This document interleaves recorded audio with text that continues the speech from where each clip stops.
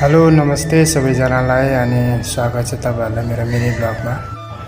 यो चाहिँ मेरो बाइक हिरो होन्डा जुन म यसमा चाहिँ डेलिभरीको काम गर्छु।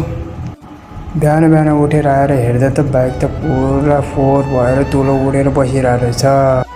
होइन यसरी त हुँदैन भनेर म चाहिँ अनि सब बाइकहरु अनि पुछपाछ गर्न थाले। अनि त्यसपछि हल्का अनि दुबईको गर्मी छ नि त, गर्मी पनि खतरै बढिरहेको थियो हैन बिहान बिहानै हैन।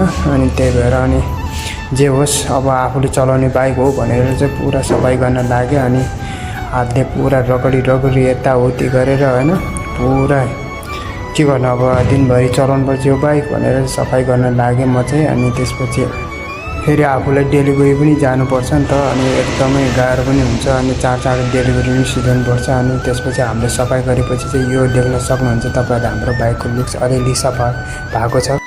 अनि त्यसपछि म चाहिँ अनि रेस्टुरेन्ट भित्र लाग्न थाले। अनि डेलिभरी पार्सलहरु कतिको छ भनेर चाहिँ एकदमै डर लागिरहेको थियो, धेरै छ कि कम्ती छ भनेर। अनि भित्रतिर लागे म चाहिँ भित्र गएर यसो हेरेको त 4-5 वटा पार्सल रहेछ। एकदम खुसी पनि लाग्यो हैन। अनि टक्क लाग्यो, तिनीहरुलाई मजाले यसो मिलाए। अनि त्यसपछि अनि नम्बर डायल पनि गर्दिए हैन। अनि टक्क खुसी पनि भइरहेको थियो हैन। अलिकति के गर्नु साथीहरु, परदेशमा छु है। अनि त्यसपछि मैले आफ्नो पार्सलहरु फटाफट उठाएर बक्समा हाल्दिए। अनि मेरो पालो पनि हेलमेट लाए। अनि बाइक पनि स्टार्ट गरे।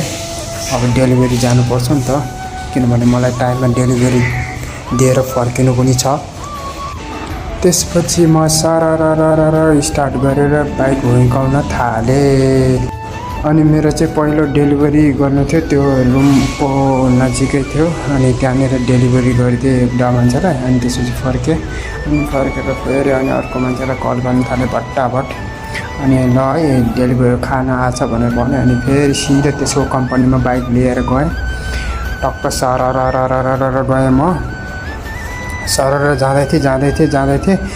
अनि त्यसपछि त एक्कासी पछाडिबाट हर्न मार्दिएर मलाई त झसङ्ग भएर पछाडि फर्केर हेरेँ। अनि त्यसपछि म फेरि गएँ। अनि अघि फोन गरेको कस्टमरको कम्पनीमा जानु थियो नि त। अनि त्यसपछि गएँ अलि रन्केर। अनि त्यसपछि त्यसकोमा पुगेँ। अनि चट्टा लाएर नास्ता पनि दिएर फर्केर आएँ।